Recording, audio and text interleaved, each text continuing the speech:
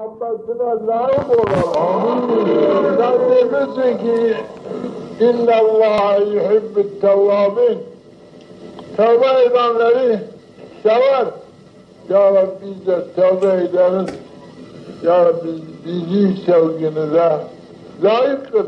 Amin. Ya Rabbi dünyamızı, ahiretimizi lütf merhametinle, avn-ı inayetinle ihya kıl. Dünyada, ahirette senin rahmetine, ibadetine, itaatine layık olalım. Amin. Ya Rabbi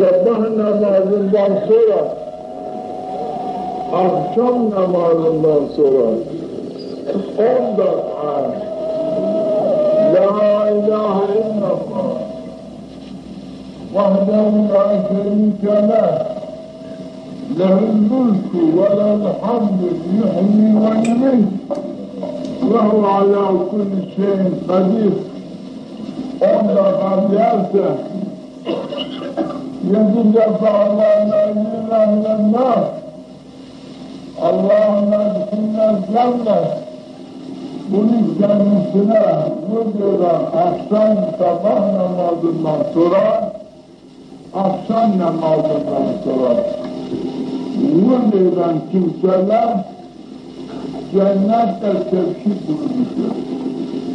Kim cennete çıkarlar? Hani bir öyle kitaplarından görmüşüm. Allah'a mezgirme. 8 defa Allah'a mezgirme derken urfası mahvolmaz bir mani teşkil etme. Çünkü Hanefi mezhebinde farzlarla sünnetin arasında urfas olmaması lazım. Sırf Allah'ın selam ve minke selam ve hayyana bisselam tebareke ve tealeke ya zelcelal ve ikram bu tesbih yapabilir. Derhal sünnet-i revatiplerine mübaşıra eyler. Lakin bir kimse bu hadis-i şerifin mucibince kendine evrak ederse 10 defa sabah namazından sonra 10 defa akşam namazından sonra kendine vurd ederse Hanefi kitaplar diyorlar bu bir mane teşkil etmez bu ruhsattır, vakı olmaz bir mane yoksa bunun için bunda bir şüphemiz olmaz, kitaplar yok. Birden namaz farzlarından sonra zikir etmek sahabe-i Peygamber Efendimiz zamanında vardır. Yani evvelce farzlardan sonra tesbihlerden sonra 100 defa La ilahe illallah diyorlar. Şimdi bunu namazı 10 defa indirmişler.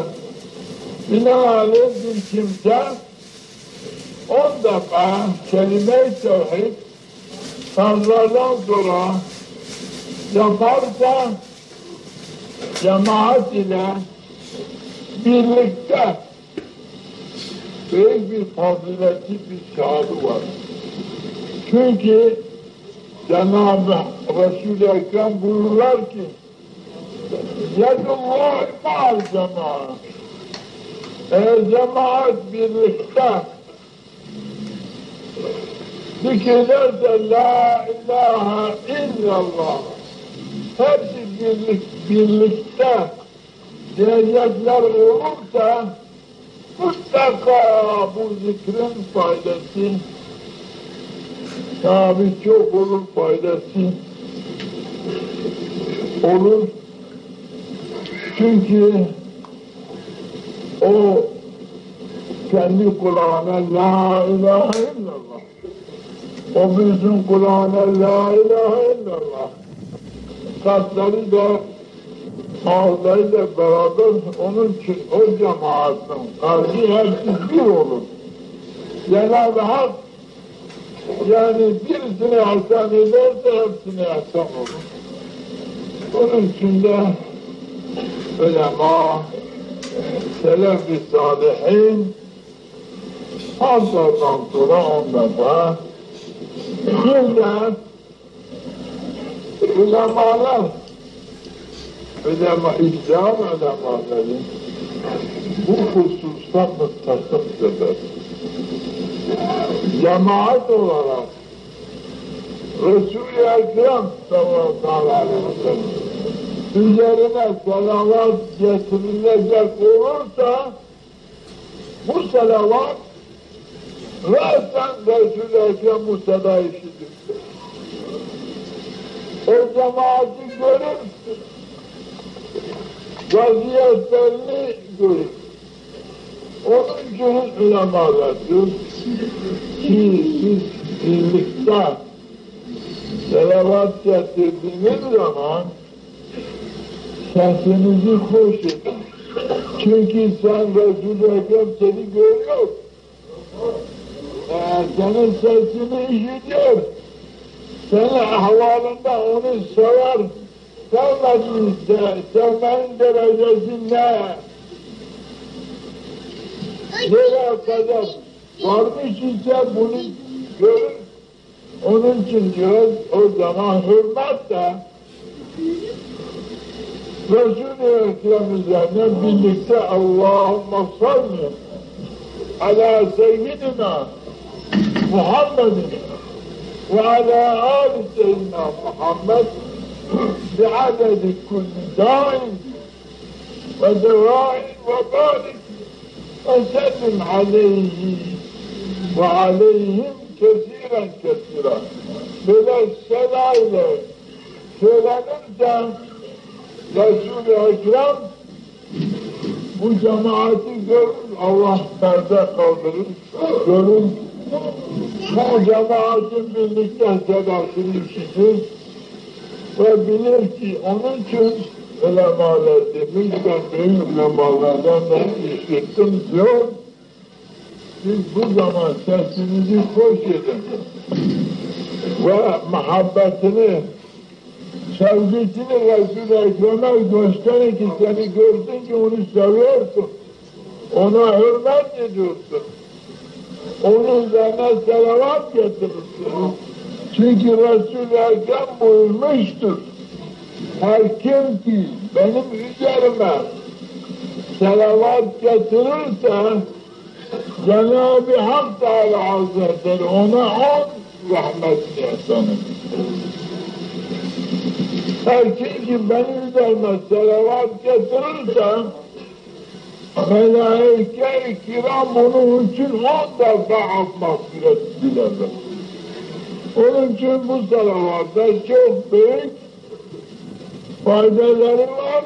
Fazlardan sonra olursa tabi bir bayandır.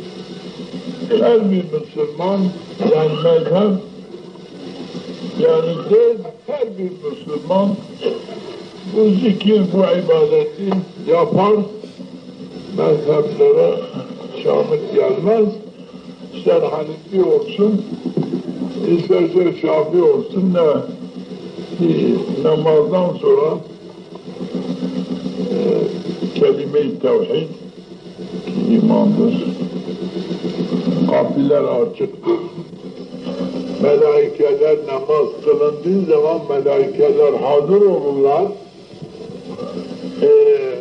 Bu melaikelerin hazır oluşunda bu zikri yaparsan melaiketler de senin zikrini dinlerler. Resul-i Ekrem diyor ki kanatlarını böyle üzerinize açarlar.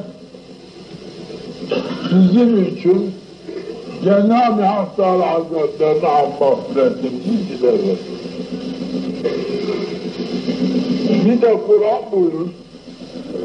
kad ebleha men tezekka. Saadet selamette ermiş kimse ki kendi küfür, şikak, nifaktan kendini temin ederse ve zekeretme Rabbi, Rabbinin adını diyerse, burada zikir bazı yanlış, burada namaz değildir. Yani zikirdir. Allah, la ilahe illallah.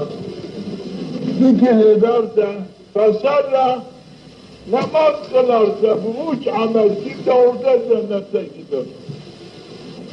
Kur'an diyor. Onun için zikrin çok büyük bir mevkii var. O da nasıl insan kendi şirkten temizlerse, zikir ederse, namaz kılarsa, üç amel kimde olursa Kur'an'ın salaha eder. Onun için namazlardan sonra 10 defa zikir etti mi ehli zikir olursun. Sonra bu 3 defa bu salavatı getirdi mi ehli salavat olursun.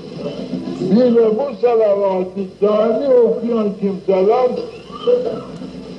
kanserden, cüzamdan, veremden, tarih hastalıklarından Cenab-ı Hak muhafaza eder. Bu salavatı namazlardan sonra boş dakika seni adet eden kimsede böyle tarih hastalıklar daha bulunmamıştır. Böyle en büyük bir nimettir. Allahümme salli ala seyyidina Muhammed ve ala ali seyyidina Muhammed bi'adedi kulli daim. Ne kadar hastalıklar var ve devayı ne kadar dermanlar, devalar var. Bunlara kadar Resul-i Ekrem'e rahmetini, fadlını, keremini ihsan etti. Bunu istiyor. Onun için böyle bu dahi, bu salavatı getirenler, ulemalar ve tecrübe ile bunu yapan kanser hastalığına müptela olmak, cüzdan, melez, verem, kiroz hastalığı, böyle tarihsizim hastalıklardan Cenab-ı Hak muhafaza eder. Onun için burada çok faydası var. Bunu kendinize yapsanız çok iyi olur. Bir de Resul-i Ekrem buyururlar ki İnnemâ cü'lel imâmu liyutemme bi salât. İmam olur ki imamla namaz tamam olur. Bir imam, İhsan Hanefi olsun, Şafii olsun, Malik olsun, Hanbeli olsun. Vakti beraber dedi imametlik yapınca kendi mezhebine rahat etmezler ki namazı tamam olsun. İmamın namazı tamam olursa imamın arkasında ittiranın namazı tamam olur. Onun için mesela bayram günlerinde, vücutlarda bazı mesela ufak gayret var. Mesela Hanefi'dir. İmam Şafii de bayramda uyar imamı. İmam gibi yapar, kararlı. Ha, evet tekbir getirmiş, ha Fatiha'dan sonra tekbir getirmiş. Burada biz belki eğer İmam-ı Hanefi ise o vakit yine o Şafii imamına uyar. Bayramda imam ne şekilde kılar, ne o şekilde kılar, muhalefet etmez. Yanlışsa ben Hanefi, bu Şafii'dir. Ben bayram namazının ahırına kılmam, bu yanlıştır. Kılacak, o zaman İslamiyet'te Ama ibadetten çıktı da birdir, iki olmaz. Mesela Hanifi sabah namazını kılıyor. Şafii de bunu arkasında kılar. Bunu okumazsa namazı tamamdır. Niçin? Resul-i Ekrem'imiz innema cü'ilel ita innema cü'ilel imam-ı yusamme bis-salah. İmam olmuş ki onunla namaz tamam olsun. Onun için bir Şafii Hanefi'nin arkasından, imamın arkasından kılarsa illa bunu okuması mutirde Hanefi imamından ayrılması bunlar ulemalar bunlar da görmüyorlar tahrik görürler onun için imam ki mihraba geçti mi imama vereceksin imama muhalefet etmesin o imam da eğer kendi mezhebine riayet ederse namazı tamam olursa cemaatin de namazı tamam. Eğer mezhebine riayet etmezse namazı nuksan olur, arkasındaki kılanın cemaatin bu nuksanlı imamdan olur. Resul-i Ekrem buyurur, imametlik budur. Eğer tamamen namaz kılarsa, rahat ederse, hiçbir şeyden noksanlık bırakmazsa imam, tamamen rahat ederse, o cemaatin kadar sahip alır. Eğer noksan ederse, o cemaat bütün noksanlığını imamın sahibinden alır. Onun için bazen imam iflas eder, bazen kör eder. Binaenaleyh imam kendi mezhebine rahat eder. Mesela ben mezhebine rahat ediyorum.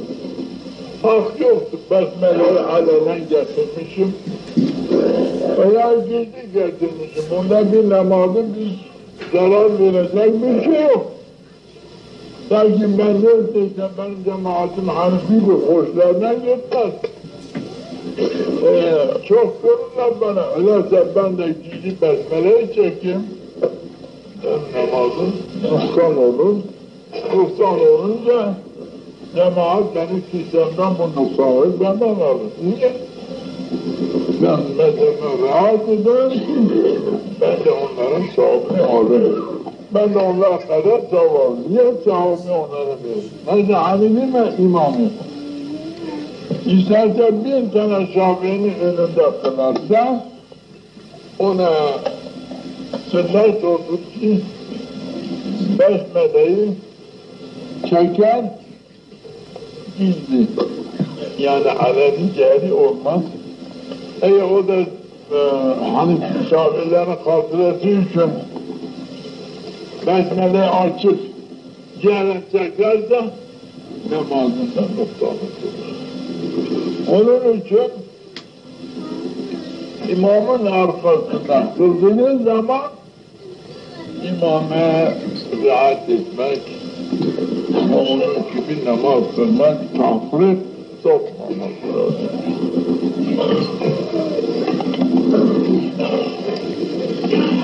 Şimdi dedi ki Cenab-ı Hak buyurur ki قَدْ اَفْلَحَ مَنْ تَذَكَّرَ وَذَكَّرَ اسْمَ رَبِّهِ فَصَلَّى Namaz kelime-i şehadattan sonra namaz farz olur. Namazdan daha büyük bir sevap olmaz. Namazın günahından da büyük günah olmaz. Namazın günahı her günahdan büyüktür. Diğer günahlar insan günahkar olur. Lakin namazın terkiyle kafir gider. Niçin? Namaz imandır. İmanı olmayan bir kimsenin dahi hayret var mı? Günahkar, zina etmiş, Müslümandır. Bunun hakiki cezası adı verdikten sonra günahı affolur veyahut aşkara olmamış, kimse işitmemiş, tövbe ederse tövbesi kabul olur, yine mümindir. Yine ise lakin namaz kılmıyorum, namazın bir sahibi faydası yok dersen muhtaç olur. Onun için dinden bir hayli alır. Dinden bir alakası olmaz, muhtaç olur. Dinden çıkar, imandan çıkar. Bunun için namazın cezası çok büyüktür, sahibidir çok büyük. Resul-i Ekrem müminle kâfir'in arasındaki fark namazın arasıdır. Bir de namaz imanın direğidir. Namazı olan dini olur. Namazı olmaz, dini yetmiş olur. Yani büyük hadisler, çok şeyler bunu diyor. Onun için namazın büyük bir saadeti var. Çünkü Allah'la konuşuyor, münacat ediyor.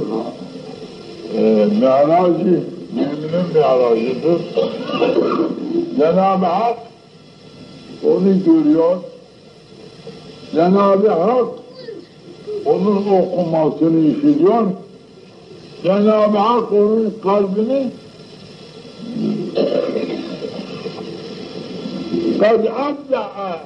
قَدْ أَفْلَحَ الْمُؤْمِنُونَ اَلَّذ۪ينَ هُمْ فِي صَلَاتِهِمْ خَاشِعُونَ. Mümin namaz kıldığı zaman haşi olursa Cenab-ı Hak diyor ki Allah'a eyler cennete gider. Onun için namaza çok dikkat etmek, Fatiha'nın manasını bilmek çok lazım, çünkü Allah'la konuşuyorsun. Mesela abdest aldıktan sonra, divana durduktan sonra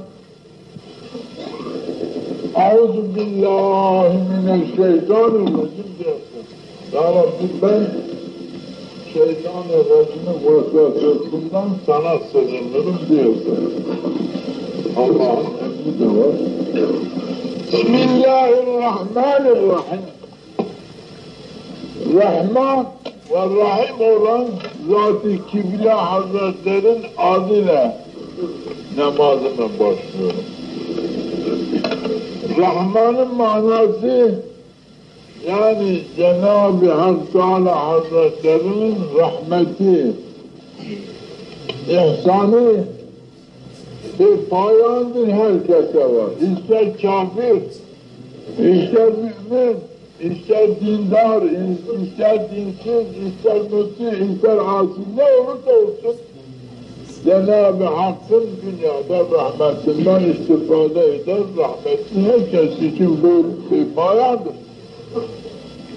O vakit ki kendine dersin ki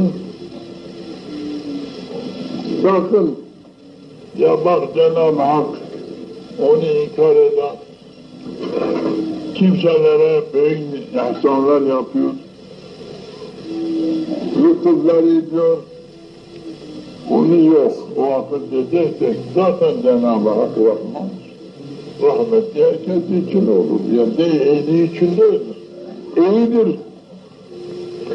Allah'ın sevgilisidir diye bu nimetler ihsan olmuş. Yok. Er-Rahim dedi mi? Rahmetim hastır. Yani kıyamet gününde müttehilere var. Kıyamette Cenab-ı Hak Rahman'dır. Bir insan öldü mü, sekerata girdi mi, Cenab-ı Hakk'ın rahmaniyeti eder, rahimliği gelir. Eğer o ölü olan, ölecek olan muti ise Cenab-ı Hakk'ın rahmetine erer. Eğer muti değilse kâr-ı gazabına erer, çünkü Cenab-ı Hak Rahman'dır. Ahirette Cenab-ı Hak Rahman'dır, Rahim'dir. Bunun için mümin, Ya Rabbi, sen bana dünyada da Rahman ol, bu ahirette de bana Rahim ol. Her iki dünyada, her iki alemde de beni lütf merhametinden, ihsanatından beni mahrum kılma Allah'ın huzurunda diyor. Sonra Cenab-ı Hakk'ın birçok nimetlerini hatırına getirir. Bu nimetlere karşı elhamdülillah hamd-ı senalar Cenab-ı Hakk'a olsun. Diyeceğiz elhamdülillah, o zaman sana olan ihsanatı, iyiliklerini hatırına getirirsin. Cenab-ı Hakk'a bu senin iyiliklerine, ihsanlarına mukabil elhamdülillah, hamd senalar sana olsun. Rabbil alemin, sen benim değil, bütün alemlerin Rabbisisin. O vakit diyor Cenab-ı Hak, hem benim, hem de bütün alemlerin Rabbisisin. Hazreti Er-Rahman, rahmeti payandı herkes için. Ne kadar mahluk varsa, ne kadar zerratlar varsa Cenab-ı Hakk'ın rahmetinden istifade eder. Çünkü Cenab-ı Hak Rahman. Er-Rahim, yalnız müti olan kimseler Cenab-ı Hakk'ın rahmetinden istifade eder. Cenab-ı Hak bunlar için rahimdir. Konuşuyorsun, Maliki yevmiddin. Ey kıyamet gününün hakimi, sahibi diyorsun ya, o hakim kıyameti hatırına getirirsin. O günün hakimi, o günün sahibi sensin. Senden başka hakim yok o günde. Senden başka o güne sahabe gidecek kimse yok. Bunu hatırına getirirsin, Cenab-ı Hakk'a diyorsun. Malik, ey Malik yani hakim, yevmiddin kıyamet gününün hakimisin. O vakit kıyamet bir felakettir. Kur'an bunun hakkında onun felaketin çok şerif olduğunu söylüyor. يَوْمَ يَجْعَلُ الْوِلْدَانُ شِيبًا. O günde bir günlük bir çocuk o günün heybetinden 90 yaşındaki bani bir ihtiyar çekmek girer. Ya o çocuk farkına varır, bir günlük çocuk, bir aylık çocuk o günün heybetine, şiddetine vakıf olur.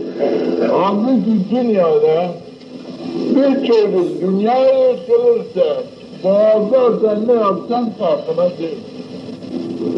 Öyle bir şiddetli ki o gün vaziyetini çocuk anlar, heybetinden, korkusundan 90 yaşındaki bir adamın şekline girer ha, Kur'an diyor. يَوْمَ يَجْعَلُ الْكَيْفَةَ. Siz nasıl korkmazsınız? Bir gün ki o günün heybeti, çocukları, müjdanları, ihtiyar 90 yaşındaki insanın vaziyetine getirir. Bu kadar şiddetlidir. O çocuk anasının memesini unutur. Ana da çocuğun